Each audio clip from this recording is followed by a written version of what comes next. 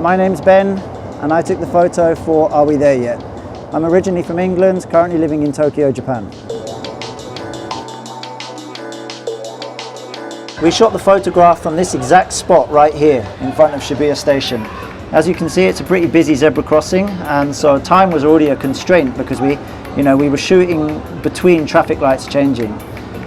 So we managed to get about 6 or 7 frames done, and then unfortunately the police turned up because somebody took it upon themselves to tell the police there was a foreigner lying in the middle of the road, and they weren't best pleased about that, so they came along and told us to be on our way. It was cool though, nobody was arrested and it was nothing too serious happened.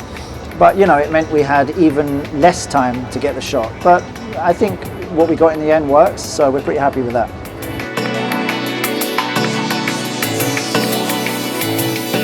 I'm Mullet, I'm label manager for Med School. I also take care of all of the vinyl and CD manufacturing for both labels, and I produce the Hospital podcast. To sell vinyl now, you really want to make it quite special, and this being Tony's album, we wanted to make sure that it wasn't just a vinyl release, we wanted to go another step. So in that first meeting we were really kind of discussing what else you could actually put in a box set that was relevant to the artist, relevant to the music, and what we thought our fans and record collectors would actually be interested in buying. Hello, I'm Ricky Trickott and I'm a graphic artist.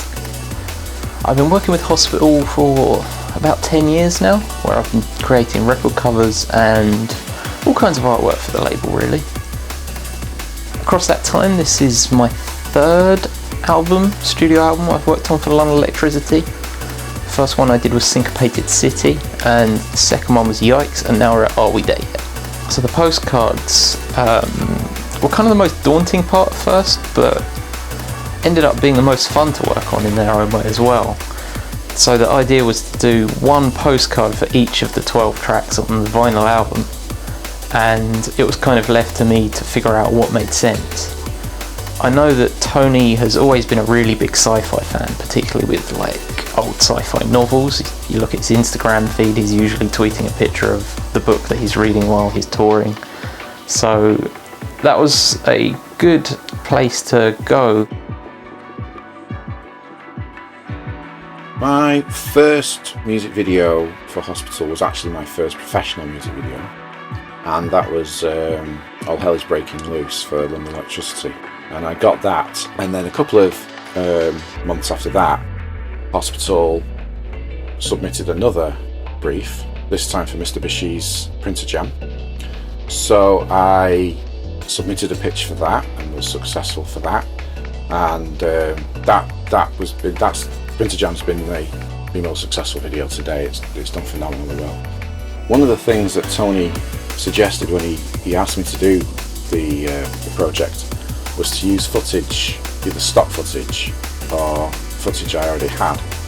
My granddad used to do a lot of 8mm filming in the sort of 50s, 60s, 70s, 80s. So I've got reels and reels of his stuff that he left me, of really interesting film that I knew I could use on a couple of videos. I've got lots of old VHS stuff, and then I know I had little bits of experimental animation I could use, and plus I also had plans of shooting new stuff which would be quite relatively easy to do. So once I'd sort of established what sort of footage I was going to be using, I got the album off Tony and just listened to it to death. It's pretty much how I construct music videos anyway. I sort of listen to the music and the video forms itself in my head.